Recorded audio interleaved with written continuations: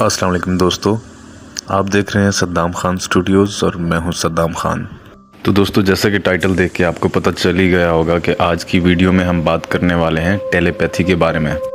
तो दरअसल टेलीपैथी कहते किसे हैं दोस्तों? ये लफ्ज़ दो अल्फाज का मुरक्कब है जो कि यूनानी ज़बान से लिए गए हैं। टेली का मतलब होता है दूर और पैथी का मतलब होता है महसूस करना। टेलीपैथी मतलब दूर से महसूस करना या किसी के ख़यालात पढ़ना। ये बात आपके लिए हैरत का बायस होगी कि हम रोज़मर्रा ज़िंदगी में भी टेलीपैथी का इस्तेमाल करते रहते हैं, लेकिन शायद हमें मालूम नहीं होता। मिसाल के तौर पे एक दोस्त जिसका काफ़ी अरसे से आपके साथ रब्ता नहीं हुआ और आप उसके बारे में सोच रहे हो और अचानक उसकी कॉल आ जाए, तो ये भी टेलीपैथी का एक हिस्सा है। जैसे कहते हैं ना, दिल को दिल से राह होती है, ये भी कुछ वैसा ही है। कभी कभार फासला होने के बावजूद हमें अपने अजीज़ों अकारिब की किसी परेशानी के मुतालिक एक अंदाज़ा हो जाता है या हम उससे भांप लेते हैं, तो ये भी इसी कनेक्शन की वजह से होता है जो हमारे और उनके दरमियान नफ्सियाती तौर पर बना हुआ होता है।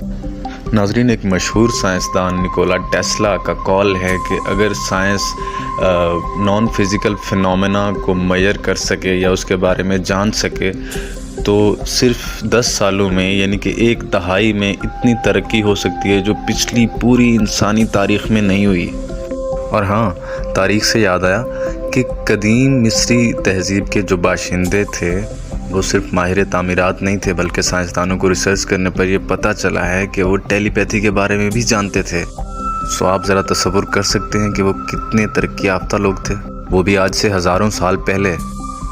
तो फ्रेंड्स, टेलीपैथी के तारुफ और इसकी तारीख़ के बाद अब हम बात करेंगे कि क्या टेलीपैथी को सीखा जा सकता है या फिर ये गॉड गिफ्टेड टैलेंट होता है।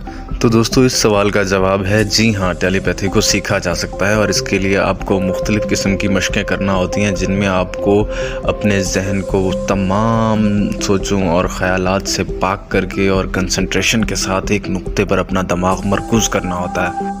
और अगर ये तपस्या काटने के बाद अब अपने जहन पे कंट्रोल करने में कामयाब हो जाते हैं, तो इसके बाद बारी आती है अगले स्टेप की, जिसमें आप अपने मतलूबा शख्स के ख़द्दो ख़ाल को चश्मे तसव्वुर में रखते हुए अपनी दिमागी लहरों के ज़रिए उस तक अपना पैगाम पहुंचाने की कोशिश करते हैं। नाज़रीन, टेलीपैथी सीखने वाले अपनी तवज्जो के इर्तिकाज़ के लिए कुछ दूसरी एक्सरसाइजेस भी करते हैं, जैसे कि शम्मा बीनी और आईना बीनी। इन ज़हनी मशकों से यकसुई हासिल करने में मदद मिलती है। टेलीपैथी सीखने वाले अमूमन शम्मा बीनी के लिए किसी खामोश और अंधेरी जगह का इंतखाब करते हैं, जहां वो तकरीबन 4 फुट के फासले पे बैठ के उस शम्मा की लौ को देखते रहते हैं। इस मशक के दौरान उन्हें अपना रुख शुमाल की जानिब रखना पड़ता है, क्योंकि शुमाल की जानिब से आने वाली हवाएं आपकी ज़हनी लहरों को बढ़ाने में मदद देती हैं। दोस्तों, आज के जदीद दौर में जब टेक्नोलॉजी अपनी बुलंदियों को छू रही है, टेलीपैथी या माइंड रीडिंग कोई नई बात नहीं रही। 2020 के बाद जिस फोर्थ जनरेशन रेवोल्यूशन का तज़किरा किया जा रहा है, उसमें सबसे बड़ा इनकलाब यही माइंड रीडिंग टेक्नोलॉजी का होगा कि ऐसी टेक्नोलॉजी कि जो सिर्फ आपकी सोचों के मुताबिक काम कर सके। रिसर्चर्स ने एक ऐसा ड्रोन बना लिया है जो कि मुकम्मल तौर पर आप माइंड से कंट्रोल कर सकते हैं और उसे उड़ा सकते हैं। तो दोस्तों, अब तक के लिए इतना। इंशाल्लाह फिर मिलेंगे किसी एक्साइटिंग और मज़ेदार टॉपिक के साथ।